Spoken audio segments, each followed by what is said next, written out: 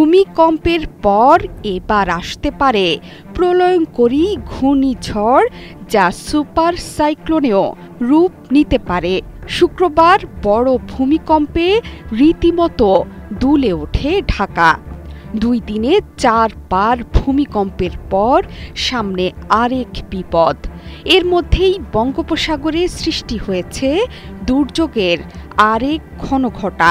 দক্ষিণ পূর্ব বঙ্গোপসাগরে একটি দুর্বল নিম্নচাপ তীব্র হয়ে রূপ নিয়েছে সুস্পষ্ট নিম্নচাপ অঞ্চলে, যেটি সোমবার পরিণত হতে পারে আরও শক্তিশালী নিম্নচাপে।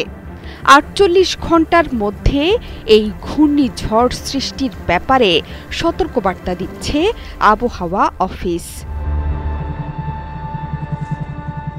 সবশেষ আবহাওয়া পূর্বাভাসে বলা হয়েছে 26 থেকে 27 নভেম্বর দক্ষিণ পূর্ব বঙ্গোপসাগরে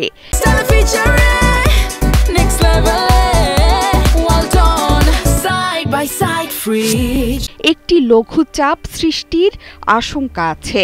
এই লঘুচাপটি পর্যায়ক্রমে নিম্নচাপ, গভীর নিম্নচাপ ও সবশেষে ঘূর্ণিঝড়ে পরিণত হতে পারে। বর্তমানে এটি দক্ষিণ পূর্ব বঙ্গোপসাগর এবং তৎসংলগ্ন দক্ষিণ আন্দামান সাগরের দিকে এগিয়ে আসছে। তবে ঘূর্ণিঝড়ে পরিণত হলে এর সঠিক গতিপথ ও কোথায় আঘাত হানবে সেটি এখনও নিশ্চিত নয়। আবহাওয়াবিদেরা বলছেন, এটি ভারতের অন্ধ্রপ্রদেশ রাজ্য থেকে শুরু করে বাংলাদেশের চট্টগ্রাম উপকূলের মধ্যবর্তী যে কোনো স্থানের উপর দিয়ে আঘাত হানতে পারে উপকূলে। 26 নভেম্বর নিশ্চিত করে বলা যাবে এই ঘূর্ণিঝড়টি কতটা শক্তিশালী এবং কোন স্থানের উপর দিয়ে, স্থলভাগের উপর দিয়ে আঘাত হানবে। ঘূর্ণিঝড়ের প্রভাবে 3 থেকে 5 ডিসেম্বর পর্যন্ত বাংলাদেশের ওপর দিয়ে হালকা থেকে মাঝারি মানের বৃষ্টিপাতের আশঙ্কা আছে। সে কারণে জমিতে থাকা পাকা আমন ধান কাটা এবং মাড়াই শেষ করার পরামর্শ দেয়া হয়েছে চাষিদের। পাশাপাশি সম্ভাব্য বৃষ্টিপাতের কথা মাথায় রেখে বীজ বোনা এবং জমিতে সেচের প্রস্তুতি রাখতেও পরামর্শ দেয়া হয়েছে চাষিদের। ঝড়ের প্রভাবে দক্ষিণ পূর্ব বঙ্গোপসাগরে বাতাসের গতিবেগ মঙ্গলবার সন্ধ্যা থেকে ঘণ্টায় 50 থেকে 60 কিলোমিটার পর্যন্ত বাড়তে পারে। 26 নভেম্বর এটি 60 থেকে 80 কিলোমিটার পর্যন্ত পৌঁছাবে, আর 27 নভেম্বর 100 কিলোমিটার পর্যন্ত পৌঁছাতে পারে বাতাসের গতিবেগ।